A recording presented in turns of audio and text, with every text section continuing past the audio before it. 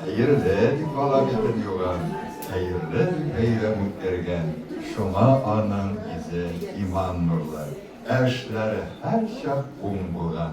Hayırlı gün dostlar, hayırlı gün, hayırlı iş, hayırlı gamını. Esselamu aleyküm muhterem bizden kaderli dostlarımız.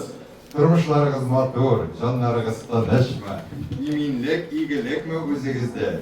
Doğan yerlerine kuşlar yaktırıp balaların yüreklerine müstakil durmuşka ışırgan bir bende. Varımızı da birleştirgen sabahın köyler ayında isimleri Cumhuriyetimizde tugul, belki en kimliklerinde de tanınan gacayip derecede icad yandıraş olan medya, Tatarstan Kitap Neşriyatı hem Kazan Urtları Jurnalı redaksiyası ile birlikte özlerinin edebiyat sevişi dostların meşhurşandı, inşallah ihlas edebi kafa gacıydı. Maksus kitap köyüne şakırdı. Varımızda bir bulup ilhamlanıp yazışı Recep Bedrettin'in Münavmi'nin yine vasıflara Tuman Tuzağında degan isimli kitabın takdir etib kişisine jiydi. Kişimizde aşıp jiberuşi Süstat Media General Direktörü hürmetli Şamil Muhammedoğlu Sadikov Kalirli. Rahim etiniz Şamil Efendi, söz sizge. Hayırlı gün, esselamu aleyküm dostlar, doğanlar. Şarıttağı bizden zor bayram. Bundan da zor bayram var mı? Yılkışı düşün. Yaman kitap çıktı. Bu kitap 30. kitap bizden seriyada, kısa kitabı serisinde kazanıklarından. Bugün de bu unikal proyekt, kısa kitabı Tatar tarihinde en massı külemde çıkışı kitaplar serisi. 30 kitap, sonra qarağız, birinchileri 2'şer ming chiqdi, hozir 3'şer ming dana chiqib bora. Bu büyük zor sonlar. Hem en mühimi o doimiy ravishda bizni yangi avtorlar bilan tanishtiradi. Bizimle Gülse Esbo temasına indi Nekash degan kitap chiqqan edi. Ham Shiratdagi Esbo temasına belli turmushshon eser. Men o'ylaymancha bu butun kutib olingan eserdir. İhtiyorda bugungi kunda büyük zo'r ama xuddi shunday avtorni shu ma'nosida bugungi kunda bu Qozonliklar jurnali bu seriya bilan yangi Tatar tarix, Tatar edebiyoti tarixin yoza bizning burishimiz nomer sayın yangi seriya sayın yangi avtorlar izlab bu ishni davomli bo'lsin da Olmazning bu bosh muharrir bo'lib kelgandan so'ng birinchi kitobi va kitobi Alloh bersa Alg'atova u 2-3 oyga bir topqir yangi kitoblar chiqarib turg'ajina. Shunga biz yangi avtorlarni kutamiz. Yangi eserlarni kutamiz. Eng o'ng'ishlarini so'ylab, Alloh bersa yangi eserlar bostirga jinamiz. Keligiz bizning xizmatdashlik olib boramiz. O'ng'ishlar sizga rahmat.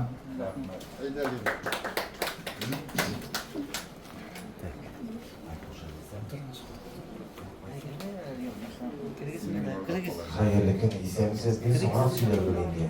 Arkadaşlarım, istem, bana şuşuna kuşuna buluşamaz mı ki? Şoku istedim böyle düz.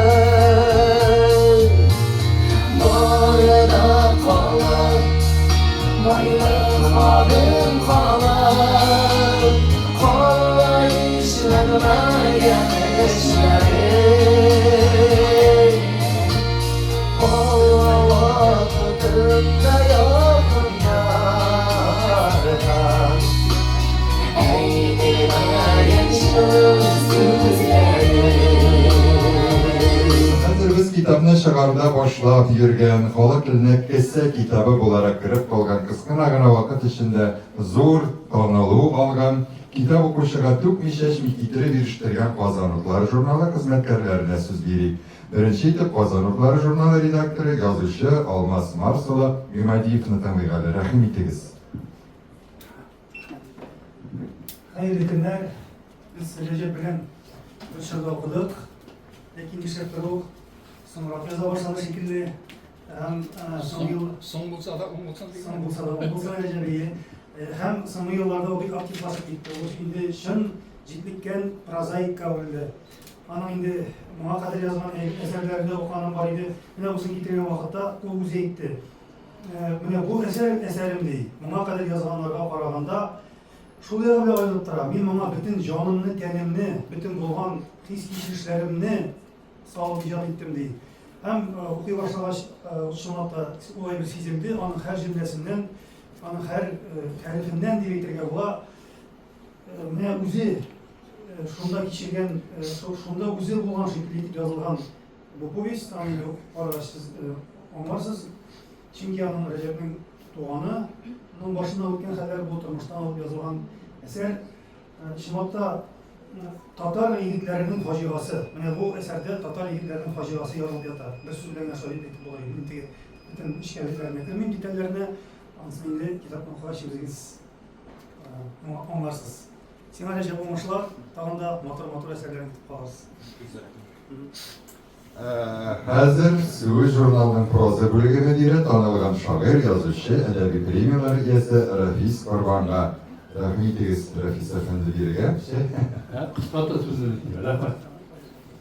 Мин шунда да ушылып, үземнең директорга Рәҗәпне хатны язып, бу сериядән китаплар чыгару урында язылган кешеләр, язучылар бик күп. Мин теге проза бүлегендә утырган, миңа гадәттә беренче мөрәҗәгать итәләр. Шул китапны чыгарырга мөмкин булмас икән. Ләкин монда теге Татмиди тарафыннан куелган бер таләп бар. Безнең танылган, инде билгеле, халык яхшы белгән язучылардан бигрәк, әле әдәбиятка яңарак килгән һәм таныш булмаган шушы китап аркылы әдәбият мәйданына керергә атышчылык иткән шундый диләрне язучыларны эзлибез. Рәҗәп инде ул әле соңгы вакыттарда безнең әдәбиятка менә алгы килеп кергән кеше һәм бик актив килеп керде ул. Әле беренче китапларыннан соң язучылар берлегенә кабул ителгәннән соң хәтта идарә a'засы булып та эшли башлады язучылар берлегенә. Һәм инде менә бу китапта biz соңгы елларда 30-нчы китап булса да, соңгы елларда да килеттек. Исәбем инде, ләкин бу ел әле бер 5-6 китап чыгарырга исәп бар булган. Һәм Рәҗәп бу ел инде исәпне башлап җибәргән язучы Рәҗәп булды. Чиратта мин үзем икенче китапны редакцияләдем, арты инде шулай ук производствода Павел Шакирова. Ул монда инде Татмидия тәкъдим итте. Татмидиянең турыдан-туры хезмәткәре дип әйтергә була инде гаиләне. Һәм ул аның ниләрдә күбрәк публицистик бар иде. Язмаларында, хикәяләрендә аны да кызыксынып укырлар дип уйлыйм. Менә без шәхсән безнең Казан журналы әдәби берләшмәләр белән һәм шул әдәби берләшмәләрдә чыккан шагыйрьләрнең шигырьләрен үзләренә алып барып китап журналны презентацияләр үткәрәбез. Һәм шул презентацияләр вакытында шушы сериядән чыккан китапларны сату белән шөгыльләнәбез. Бу китапларны сату белән шөгыльләнүчеләр, китап сатучылар бик теләп алалар, чөнки сатырга. Чөнки бу китаплар сатыла, тиз тарала. Benim üzerinde çaparıydı ilk birinci olup 3 milyona tirajdan tabii ki satıldı bitti. Yalan belki ağam kitaplar çağıralım ki olarak hem İsvo dilisine de bir İngilizce yazan yazıcı bir tane üzerinde. Çünkü bir baksi kültüründe o Rusya Euro yediğin isim alanından çok yazıcılar birliği faydalı değerler. Ve de yazıcı derdi hem baksi kültüründe kıstarına bir bu iş yazdım.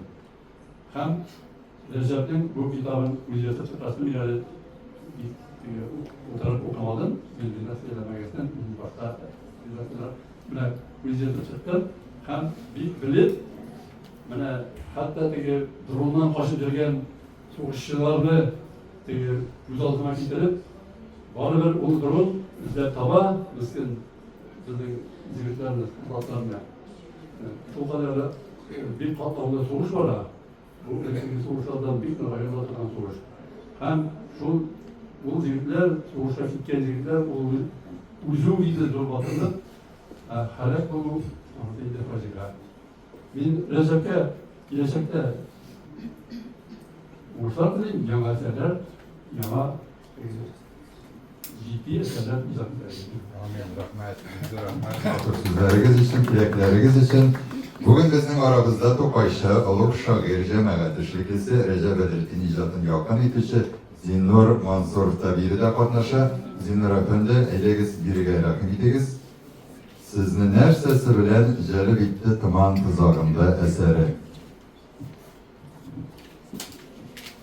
Lekin qadrli milletdoshlar, yana baytaq yillar Sotsialistik Tatariston gazetasida qozonotlarida bo'lib mudiri bo'lib ishlarga to'g'ri keldi.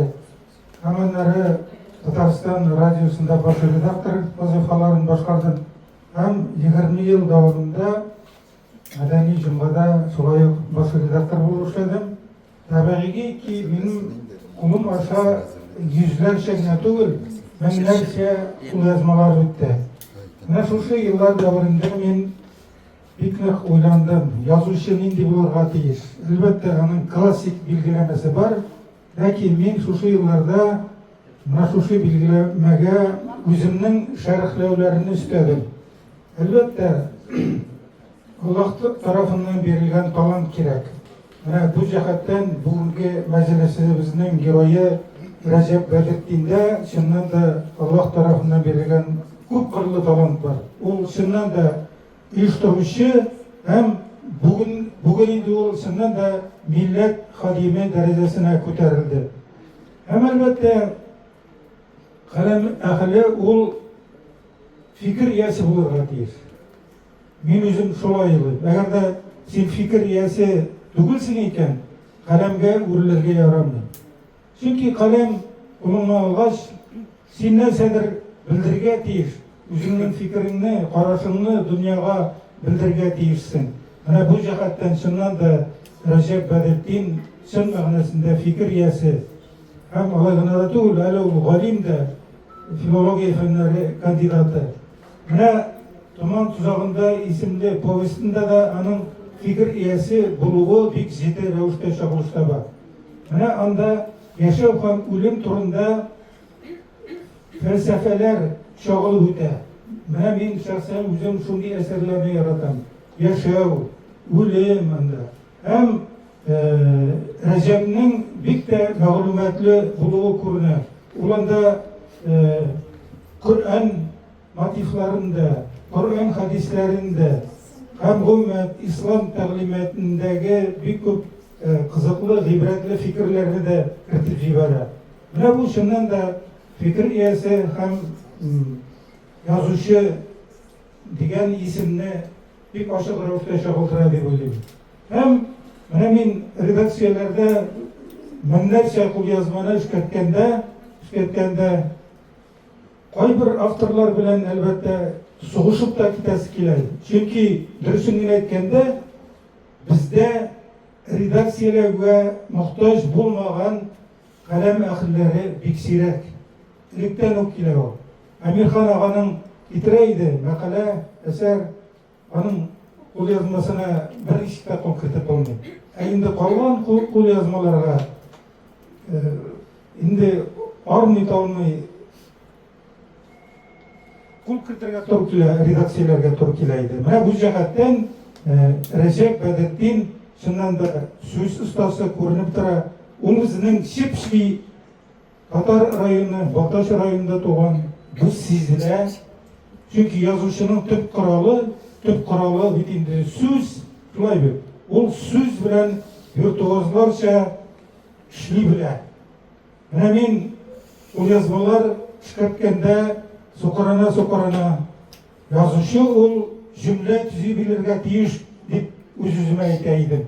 Mana bir qaraganda u yilmayib to'ldiradi albatta. Nechun yozuvchi jumla tuzirga teyish. kızganış elbette bizde bir küp kalem ehlileri cümle tüzi bilmiler. Buna eli küpte tölüne kazanlıklarının başı redaktörü Almaz Limadiyev'nin intervüsü çıktı. O bir sağlı, anda bir de gerekli fikirler, ibretli fikirler etilgen. Hem ul da mine kalem üyelerinden, avtorlardan bir hatalı fikirler, hatalı yazmalar, ul yazmalar kiledi. Bu bir de dönüş. Ben Almaz'ın bu intervüsündeki fikirler bilen 100% görüşem. Ona göre sözünü yoluna bakıp şunu aytasım ki Recep dostum, sende Allah tarafına bergen talant da var, halkımızdan korkan sıfatları da var.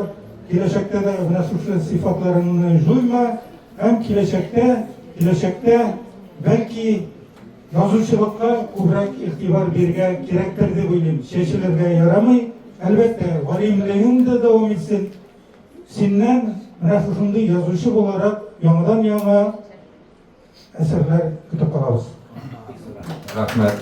Çiftçi Baltaş Sarayı'ndan Sinizimler Efendi Emir Hayiniki yukarılığına köterildi.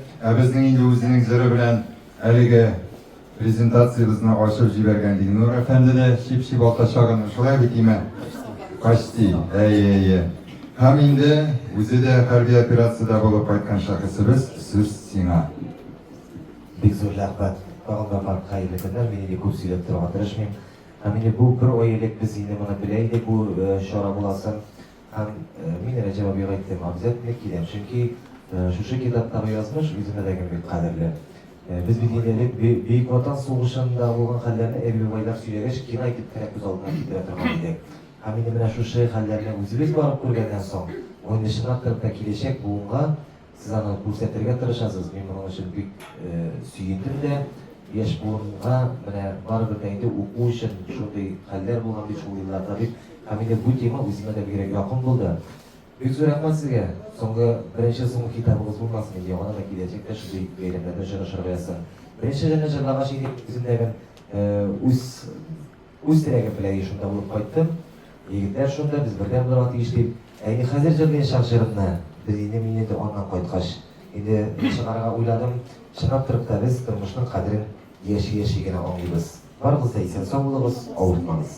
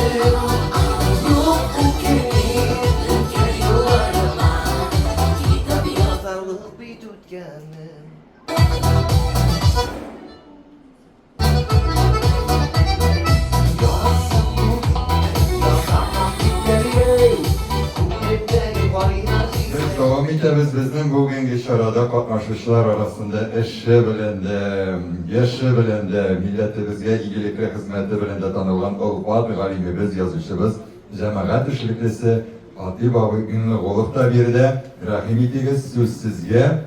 O bugungi biride Recep Şakirt'in hürmet etip, yakın etip kelgen, onun en ışanışlı şakirti deb aytırga bo'lar. Hayırlı günler. Mene men şuşunday mında kirgeç, şu kitap yigitine başkasına kirgeçte indi mittigi vaqtlar esga tushadi. Men 60 yıldan artıq pedagog stajım var. Ул вакытта китаплар юк иде. У китаплар укучыларга, студентларга ничек җиткерергә дип. Хәзер менә керәмдәге шаккатан берсеннән-берсе затлы китаплар, шуңа күрә без менә бу чыккан китапларның кадерен белик. Һәм әйтләр менә шушыннан ни бар иде? Латиф агай Җәләй заманында профессор һәр чыккан китап ул дөнья кебек үзе бер вакыйга. Һәм менә монда инде менә Рәҗәпнең китабы. Хәзер монда бик җылы сүзләр әйтелә.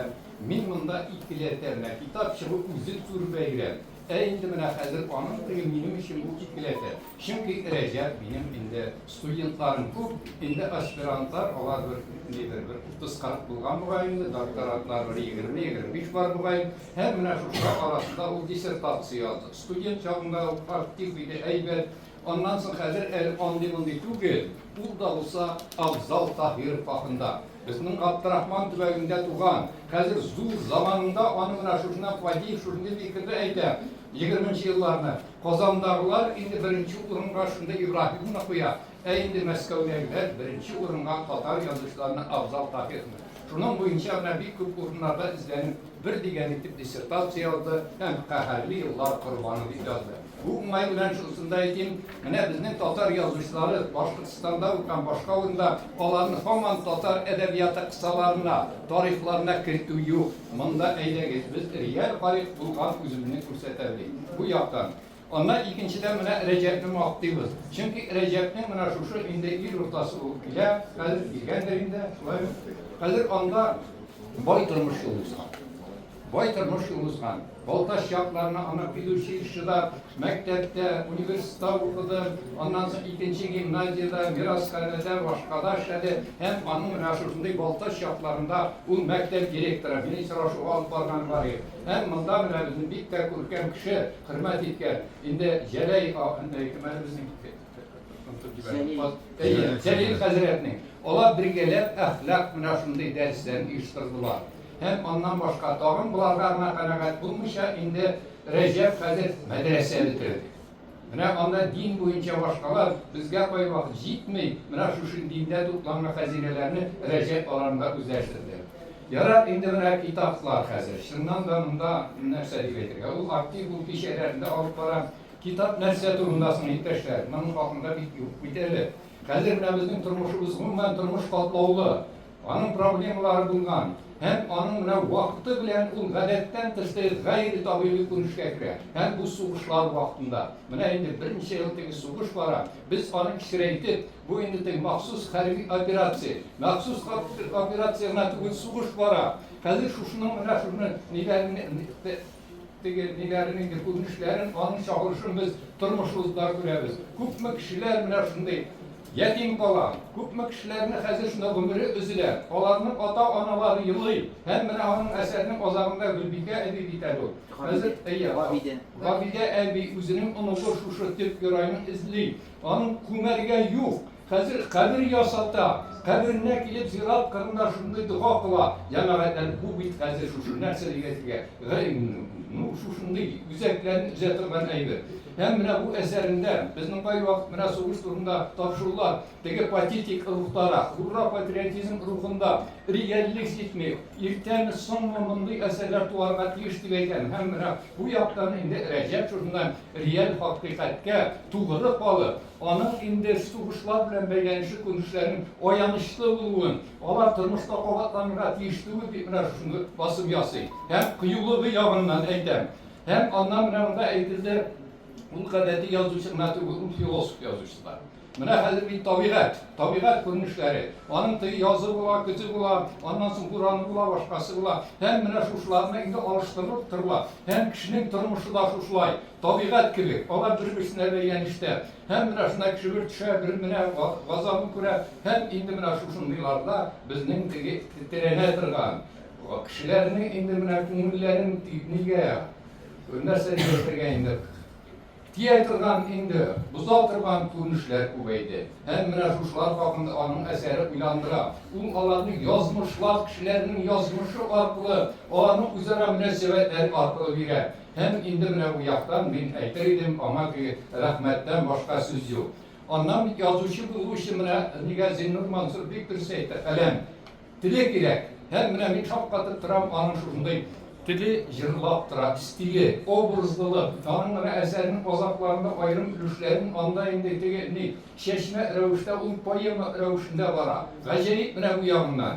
Hem ondan tağın onun dilerge, özünün şu yuraylarına, onun işine kirip, onların hazır şunlu fellerin bilip, onlarga dilekteşlik bildirip indi şunu yazar. Hem onun tüp nersesi biz mındık facianı bu turmuşumuzda bulurga tiyiş değil. Uzarak girişip kaliterge, kişiler indi dünyada yaşar için, şartların için kigen, mındık koygular kilmesen idi, biz indi tanıştık imin turmuşumuzni bulduruptik. Hem bu yağından indi anı hukuklarına falan. Kıskası bugünkü bu şarap, bu galetine tügün, bu indi şunday turmuşumuz bakımda ciddi, şunday niye uyanının bir niye çağrışı da hem min ulim gelecekte bunday eserler indi hatamda var hem indi biz şunday cemiyetteki konuşlar uyanışlı haller şunlu vakıyalar turunda hazır nırak uyanıp onlardan nişik kutulurga nişik bu situasyadan çıkarga degen neticeye kirgetmiş. İrtibarışın rahmet. Biz Leyla İhsanova Minhajiva'ya söz gireriz. Leyla İhsanov'na siz Leyla'yız. Kazan Federal Üniversitesi'nin Edebiyat Kafedrası profesörü, yazıcı, galim. Yoktaşı iyi. Hayırlı gün, hürmetli kitap okuşular, hürmetli konaklar, hem hürmetli avtor. Recep mena şaltıratıp, Leyla kitabının prezentasyası bulan ile alasımı degeç elbette min bik tilep kildim. Ne üçün? Çünkü bugün biride kitap prezentasyasına dip etmez idim. Çünkü biride gelecekte edebiyat tarihinde ayrım bir zor bölük bulup barışa vakıgalar turunda söz bara. Mene biz bugün 20. asırının kolxozlaşu yılları, Büyük Vatan Soğuşu yılları turunda neşik okuybiz. Nerseye qarab beyeliybiz. Gelecekte bizning o'quvchilarimiz biz yaşagan eligi shor turunda mana shu shunday kitaplardan o'qib, qolib kechirgan oyanishni, voqealarni naq mana shu kitaplar osha beyalayishib. Shunga ko'ra bunday chorada qatnashuv ham fikr aytuv albatta kerak. Chunki bu bizning jonni titrantirgan bugungi zamonning eng og'ir voqealarini ko'rsatgan eser. Haligi kitap bilan birinchi topqir konkursga kelgan eserlar osha tanishgan edim. Ham onda avtorning kim ekanini bilmaycha o'qiymiz, ham birinchi o'yim menim bu avtor eserni tishdan qarab turishigina tugul yuragi osha o'tkazib yozgan ekan degan o'y keldi. Ham olg'a tabi albatta ochildi. Endi Dilnur obisining yozmishin albatta ol tashqi bir fikr bilan kuzatuvchi bo'larak ayta olmagan. Olg'a tabi giroylar turunda endi fan kishisi bo'larak bir qadar giroylar, voqealar turunda aytib ketmishga yo'ramas. Biz eng birinchi kitobni qo'lga olgan narsaga e'tibor etamiz. Asarning yoki kitobning ismini. Hem mana ol endi bizni bitirib olib kirib ketishar. Tuman tuzog'inda, men shoxda uzog'landim. Mana bunda o'tirgan vaqtida qarab kirdim, eshik bor. Mana ol tuman. Mana bu eshik ortida narsa bo'lganini biz bilmaymiz. Hem onda bizni narsa kuta, belgisizlik. Bir qaragan vaqtda bir simbolik ma'no gibi. Lekin mana shu tuman belgisizlik ishida harbiy operatsiya qatnashuvchilardan, munda qoluvchilarda yashiy. Ham so'rovlar har vaqt tuman ishida. Lekin asarning o'ngishli yog'i bu tumanni avtor bir qo'llandida tashlab qoldirdi tugul. U asarning bo'yindan bo'yina qizil jip bo'lib boradi. Ham albatta so'rovlar hech qanday javobsiz. Mana Dilnur obrazi deb aytdik. Eng qizig'i Dilnur obrazida Shandra yosolma obraz tugul. O'ylari, fikrlari, onda qatnashgan giroylar. Men har vaqt aytam, turmushimizda yoki bir voqea bo'lsa, narsadir kutsak, biz hatto shok etgan tovushqada seskanib qo'yamiz. O telefon shaltirovlari, o eshik shoqlari yuragi bizga tigan. Mana shu psixologik holatni avtor biz shuni xatli teran bergan Bilibizmi, bilamizmi, геройның һәр хәрәкәтен biz qabul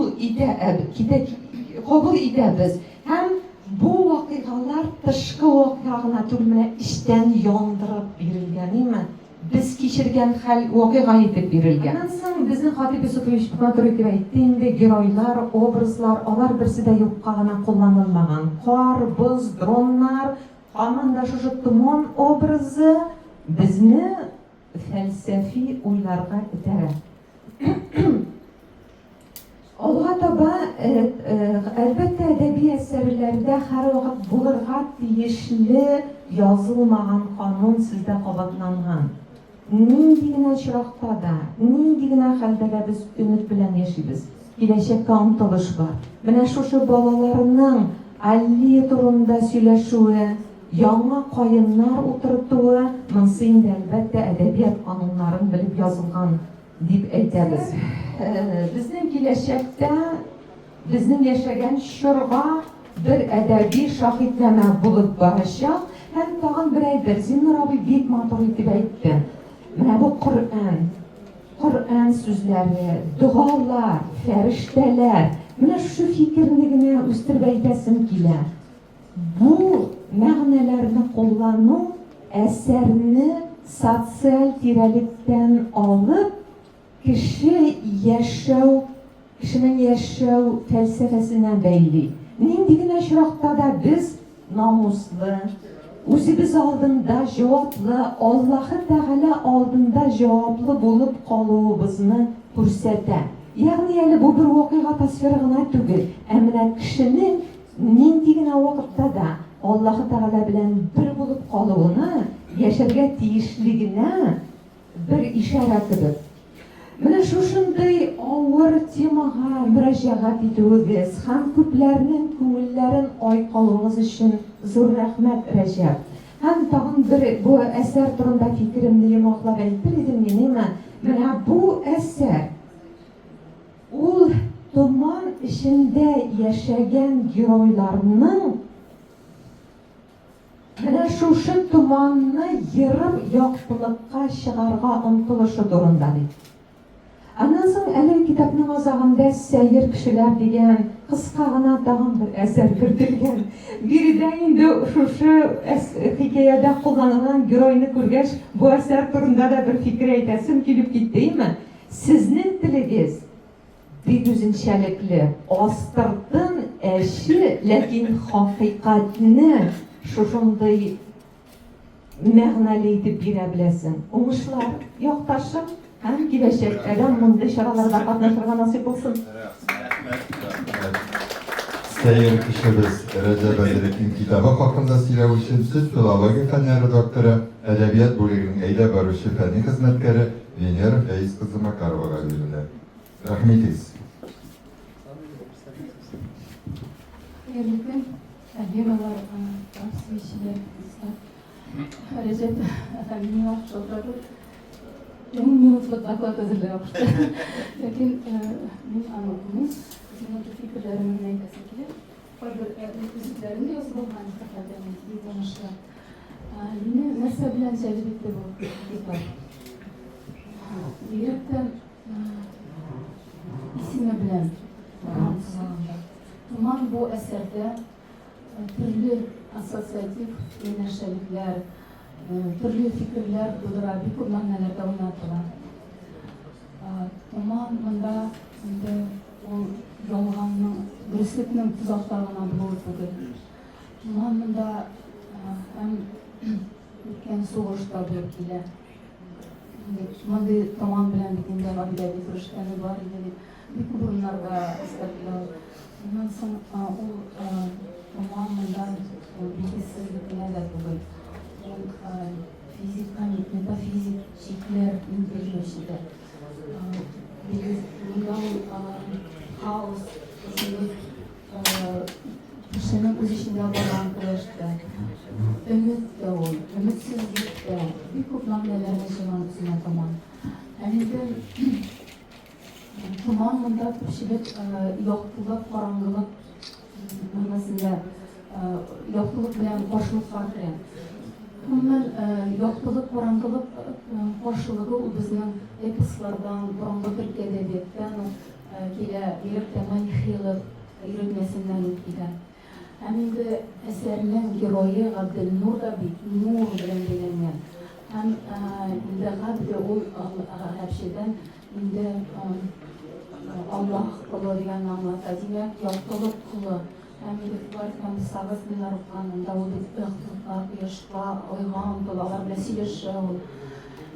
Hem de şuna ulaştım bütün sinde şu kadar nişkayet ettiğim bab yazarıcı bakımda. Yine şu şunda yoktu kişine yoklap çıkmagan raşitme avlı kişilerindeki inertli Onda leitmotiv bo'lib shiva betaraflik bizning ham durustini aytgan qo'rquv psixologiyasi ham endi mana shu ashaklikni ishlagan vertolyotlarda ham olg'a uni bilan qo'ygan kishining g'aybi ekanini bilsalarda eshakning kelajakda ihtiyo bo'lgan shunday kishilarga qarshi chiqa olmoq bunda problemların birisi bulup uyuşa, tamamda bulup. Hem de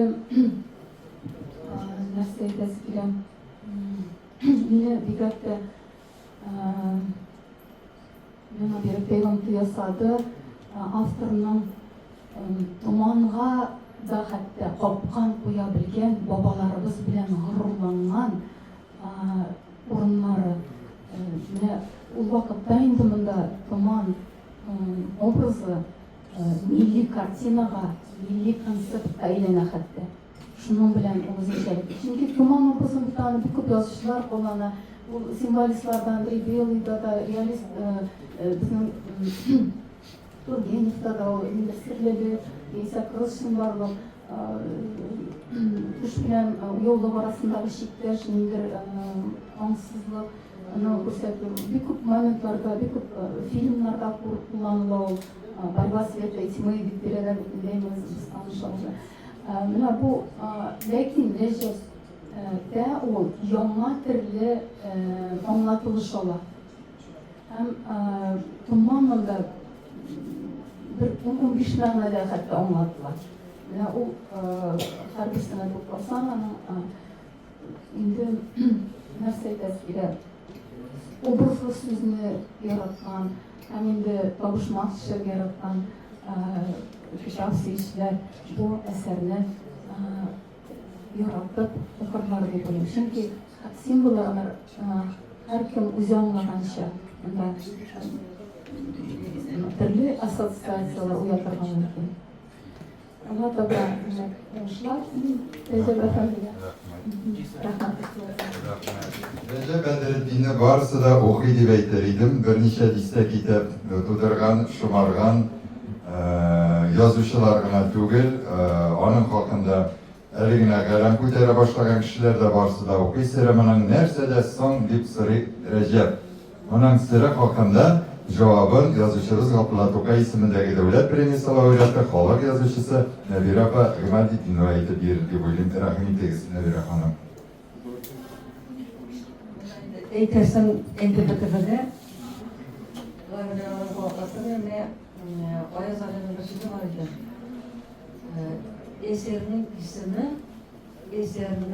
işlerinin aşıp yürüyerek geçti. Birinde şanap da bu hayat kazanlıklarında basılardan sonra bu birinci isimine itibarlıktır.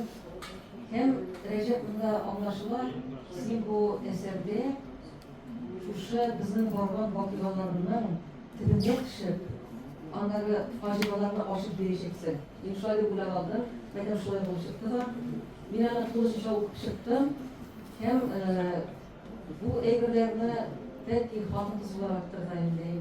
Bizim de idare aparatına başlara türlüyoruz. Benim bizim bir titreyen kişiyim.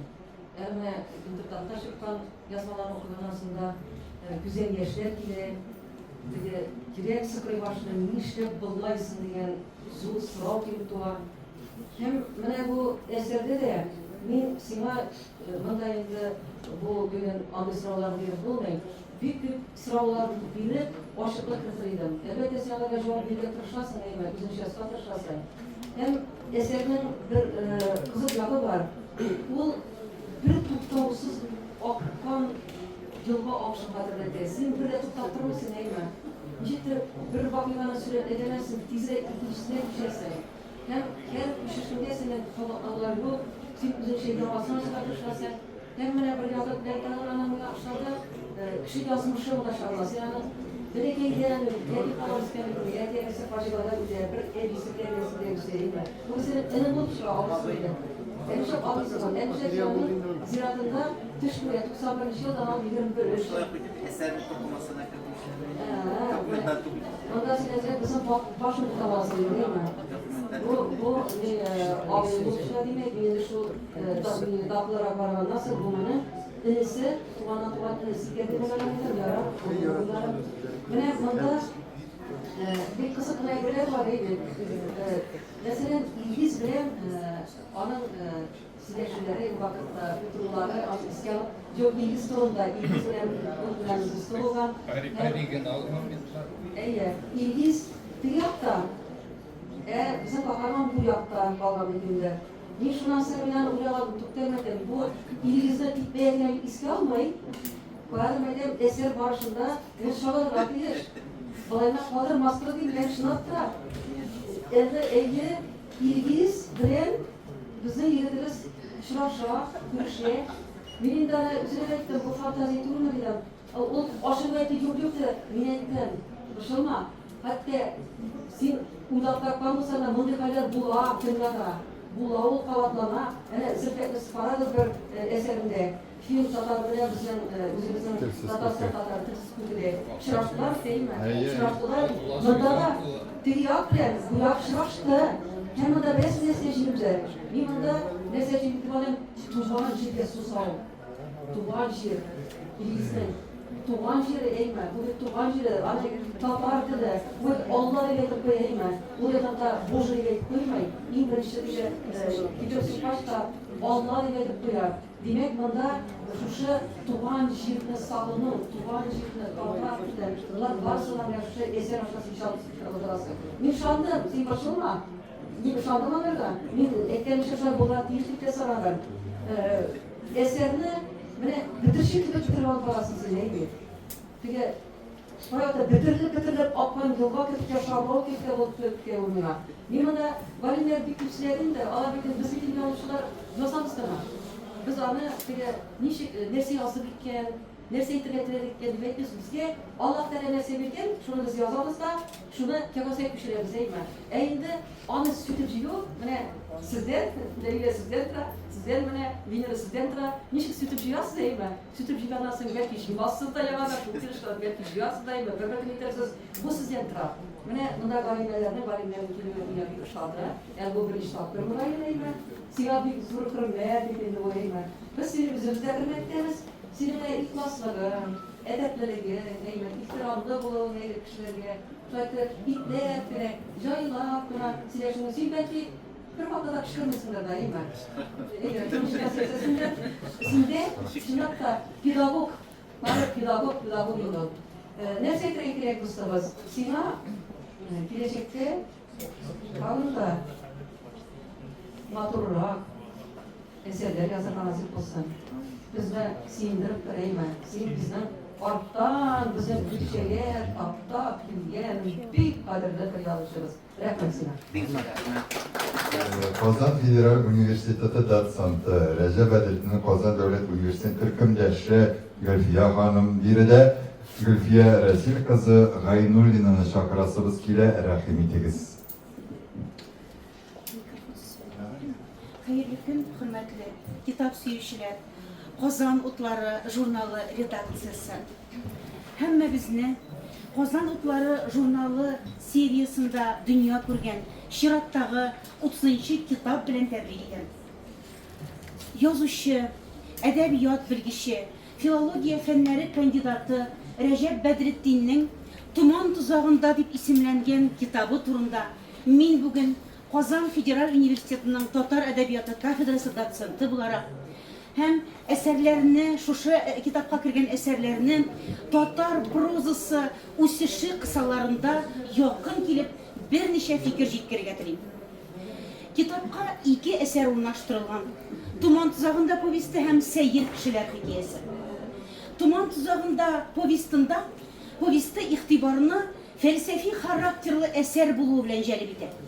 Повестта дөнья сурәте 2 өлешле бер бүтенгә берләштерә. Реальлек, чынбарлык, җир тормышы һәм икенчесе трансцендентальлек, ягъни билгесезлек теге дөнья. Шикнең теге ягы ул кешенең мәңгелектә яшәү мөмкинлеге. Реаль трансцендентальлек оппозициясенә корылган әсәрдә эмотив шәхес Габделнур Гафурҗанов образы аша Рәҗәп Бәдретдин яшәештә трансценденталь башлангыч булуына игътибар үзәгенә куя.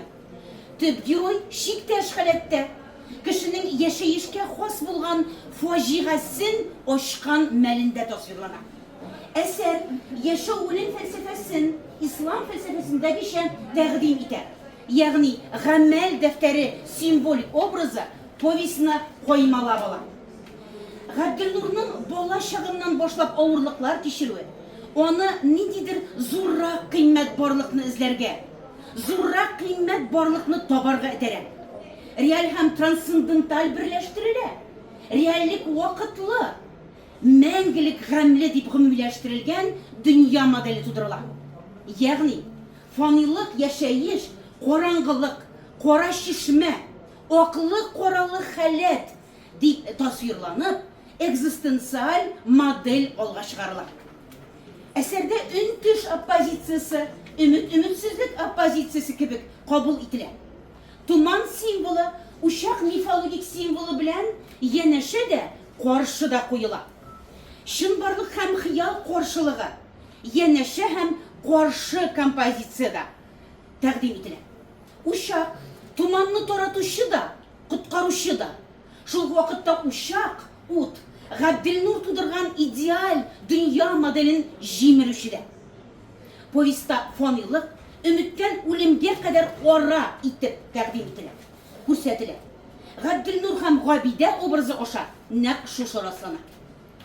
Фәлсәфи характерлы әсәрләргә хас булганча, тасвирланган тормыш конкрет әдәби герой язмышы гына түгел.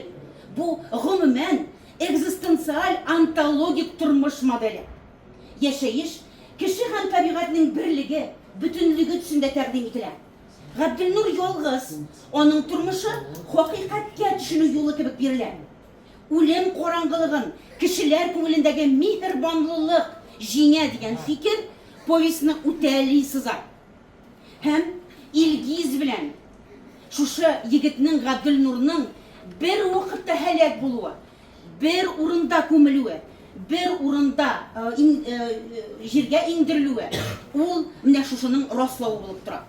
Бер вакытта повестьны шәригъ эстетикасы шикләрендә уку мөмкинлеге дә бар. Моңа хәрабә символы ишарә итә. Хәрабә символы исламда, ислам эстетикасында ул иман югалуны белдерә. Хәрабә гомернең, тормышның шиклелеген аңлаган кеше күңелендәге хәсрәтне символлаштыра. Хәрабә символы Рәҗәп Бәдретдиннең әсәрен 20нче йөзбашы фәлсәфи прозасын тудыручылар Нәҗип Гасри, Нәҗип Думауи, Фатих Әмирхан, 20нче йөзнең икенче яртысы әдипләре Әмирхан-Ники, Миргазиян Юнус прозалары белән тоташтыра. Һәм 20нче йөз башында татар прозасында барлыкка килгән фәлсәфи оппозицияларны дәвам иттерүе, үстерүе белән Рәҗәп Бәдретдиннең әлеге повесте, Туман тузагында повесте әдәби барышта һич шиксез үз урынын, лаеклы урынын табачак дип уйлыйбыз. Бу китапка кертелгән икенче Сәйер кешеләр хикәясендә дә экзистенциаль яшәеш моделе үстерелә, дәвам иттерелә. Һәм соңгы шушы сүземне йомгаклап, мин Рәҗәп Бәдретдиннең Сәйер кешеләр исемле хикәясеннән алынган, анда субъектив герой, хикәялече герой язучының үз образыннан алынган булса кирәк. Мин менә шушы аның сүзләре белән әсәрдән өзек белән төгәлисем килә. Татар китабының урыны халык арасында дип беләбез. китап укучыларым, татарларым, яңа гына басылып чыккан китапларымны сезгә дә бирергә телим. Игътибарыгыз өчен рәхмәт. Ahırına yakınlaşıp dilem. İndi Yazıcılar Birliği'ne de şirat yitetiyle bugün Yazıcılar Birliği'nde Recep Edrettin'e hürmet hem iktibar edip iktibar bir zor değil. Bu kişiye şakırı jibergeçte Yazıcılar Birliği reisi Erkay Zaydullah kıyasınıp kına Lesen'de bula Ahmet şu Kırgızistan'da forumda bulan biydi. Birlik isiminden nişik tabısı söz eйтіші табаларды шандырды. Сөзінде тұрған жетекші бірге анım орынбасары өзі bir şeyse кердемшісі Alina Hisamiyeва келгенді рахым етегіз. Онда сценарийді Recep yazgan kitabını оқып келдіңіз ме деген? Söz sizге. Hayırlı gün, hürmetli milletveşler, yazıcılar, kitap süyüşçüler. Sizni bugünkü şora bilen varığızını da ihlastan kutluyoruz. Yazıcılar Birliği için elbette yazıcının kitabı çıkığı ol zor beyrem. Yazıcının o'zi üçüngina tugul, umuman Yazıcılar Birliği içinde. Men endi birinchi shiratda o'zimning yetakchiligim isminden Yazıcılar Birliği reisi Tatariston Davlat Soveti deputati Erkayeva Zaydullah isminden sizga cheksiz hurmatimni yetkazam ham shu kitobingizni chiqaruv bilan ihlasdan qutlayman. Hem şulayıp Yazıcılar Birliği isminden mana şu seriyani buldurgan hem şu kitaplarını okuşularga tez orada topşırılık edip çıkara olgan Kozan Otları redaktsiyasına hem Telmedia uyuşmasına cheksiz rahmetimizni bildiramiz. Bu şundan da her yazıcı için zor vakıga, zor baxit. Tez orada şu Onda degan eserine kelganda, ana o'qib chiqqancha u eser birinchilikda bo'lgandir oznaqa yo'llariga borib erishdi. Chunki Recep og'ay bir turkum yozuvchilar bilan oznaqa yoqlarida bo'ldi.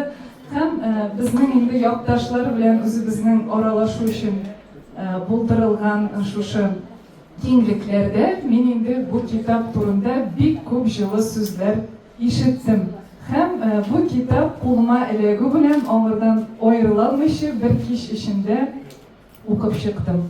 Shundan da bu eserning syujeti Tataristonda yashovchi har oilaga tigi yoki bu darajada qo'g'ilgan syujet. Kimning do'sti, kimning tug'ani, kimning bolasi, kimning ota-onasi bu harakatga yo'liqqan ham endi hech cheksiz titranu ko'ngillarga titranu qo'zg'atgan bugungi kunning fojiasi. Bir totar yigiti yozmishi o'sha shu totar millatining bir botir yigiti o'sha totar millatining bugungi yozmishin chog'ildirgan bek aktual eser. Ham endi Recep og'ayning kelajakda eserlari, kitoblari bek ko'p chiqib tursa-da, bu hech cheksiz shulay bo'lajak. Mana her o'quvchi endi inangandir bu edebiyatning, bu eserlerning, bu ijodning hech cheksiz davomı bek yoqti bo'lajak. Chunki onun endi bu har obrazliligidan, har mana shu dinga qarashidan, bilimliligidan har yoqlab shog'ilib turib, ham endi shu eserning aktualligi ham onun shu Obisinin yazmışı bilen, beyli buluğu bilen de kadirliligi her sözünden çoğulup duran. Hem indi şu eserinin Tatar milletinin yazmışına çoğuluşu bitti yukkağına etmedim. Mine bu ebisinin titrenip onun için burşuluğu da. Ondan mine şu Tatar yigitinin bizde bitinde bizge bir xos sıfat enilerini, ebilerini ortak koyurtması için oldan eğitmi turu, uzun tevekkellep bir planlar kuru. Mine her sözünden, her cümlesinden ben şu Tatar milletinin bir uzunçiliklerin duyup okudum. Mine şu Bismillah etip kirip gittiler. Bu mine hiç şiksiz şu o'zimizning millatparvar eser bo'lib chiqqan. Men bu eseringiz bilan sizni ixlosdan tabriklayman, Recep og'ay. Bütün yozuvchilar ismidan sizga qo'ynar qutlovlarni, жылы so'zlarni yetkazam. Shu shunday ko'ngilli voqealarda uchrashib turishga nasib bo'lsin. Ham her birimizin de kitapları çıkıp dursun, edebiyatımız da, Tatar milletimiz de devamlı bulsun, yoktu kileşekli bulsun. Pek zor rahmet sizge. Beyramda. Arşa Pedagogiya Kulliyatında birga okugan Baltaş, Yaktaş deb aytdim yine. Radiya Nizamiyevani chaqiram rahim etam. Hayırlı gün, kaderli dostlar. Niçin dostlar? Çünkü ben Recep Bedrettinov'la yakın dost olarak, onun icadının fanatı, Müzibişke Tatarca edip etkende, Jonathan olarak katlarına geldim. Şulay yoktaşım, hem rayındaşım o benim. Yoktaşım, hem rayındaşım olarak da katlarına geldim. Hanım bunday dostum bulup özü bir dereceyim. Alayına da tübeleli bizni Recep Bedrettin bilen hem şulay mında katnaşıcı bir ılık şahıs bizning işinçin ma'nosida g'ururlik bo'lgan Feniz Cihanşa bilen tag'in bir o'rin birlashtiradi.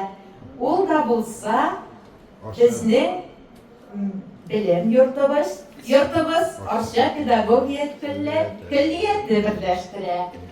Birleştik bunda var bizde. Biz okugan yıllarda yaratgan o'quv yurtimiz Arşa Pedagogiya Училищесі deb atalaydı.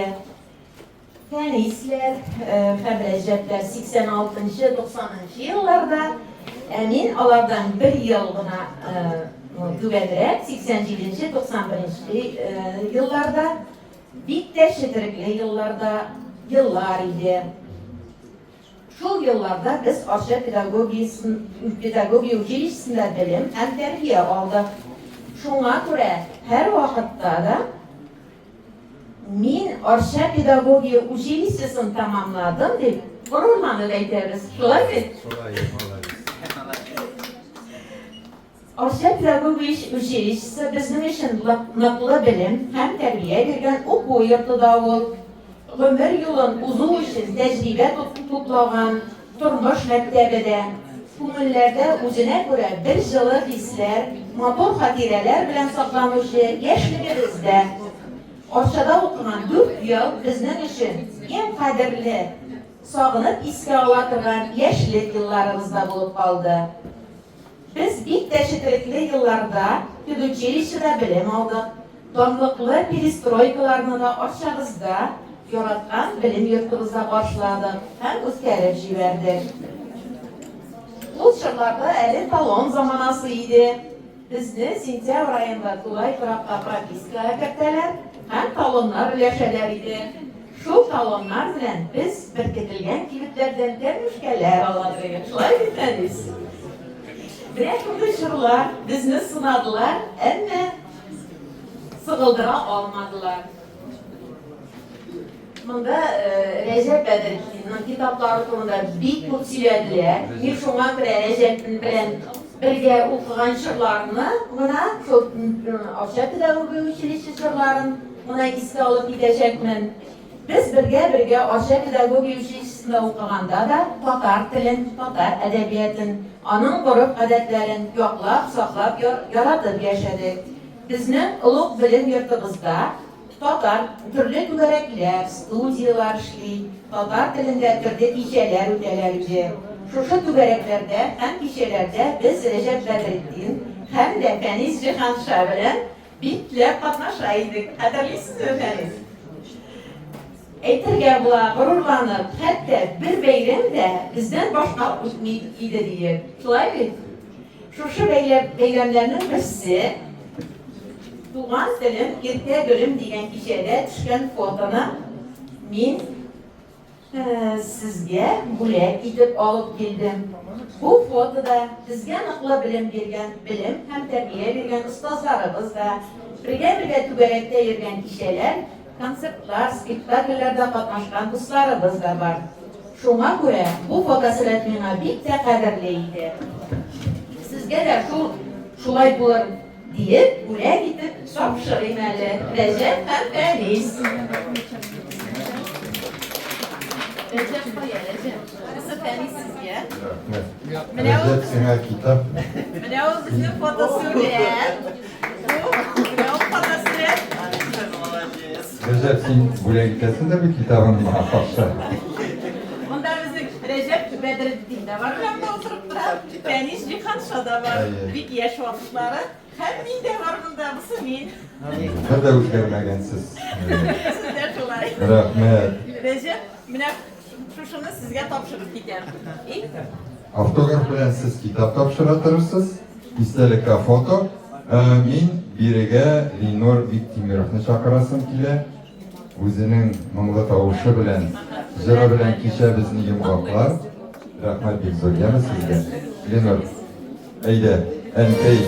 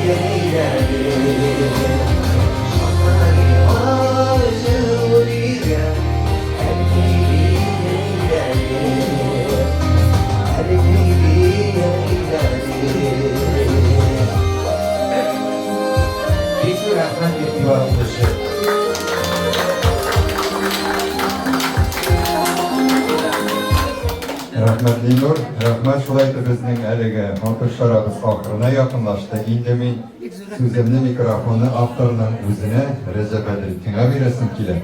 Sizning hurmatli tomoshachilarimiz, do'stlarimiz bilan kitobni sotib olishga ham avtograf olishga chaqirib qoling. Yaqinlaringizga da bo'lak eta olasiz. So'z senga Recep. Rahmat. Ömür bizge şuna kura biriler. İmkiminde bir jır-jırlarlık damga kadar anısı uzarsın mı? Bir mumayıp kına uzarsın mı? Anısı indi oturup uyarlık. Ömür bizge şuna kura biriler. Kiminde bir derya gizerlik. Kılıç salıp ona gizersin mi? Ağım bilen ağıp düşersin mi? Güç tavanlı yorga gizerlik. Ömür bizge şuna birler. Az mı küp mü tik bir yaşarlik. Kısır bulut bulup ağarsın mı? Тамчы булып җиргә тамасыңмы? Яшел булырсыңмы? Яшнәрлек гомер безгә шуның өчен бирелә. Бик зур рәхмәт, хөрмәтле дусларым, әдәбият сөючеләр, остазларым. Шул кадәр мин сезнең һәрбер сөйләгәнегезне тыңлап, сеңдереп барырга тырыштым. Чөнки һәрберегезнең бу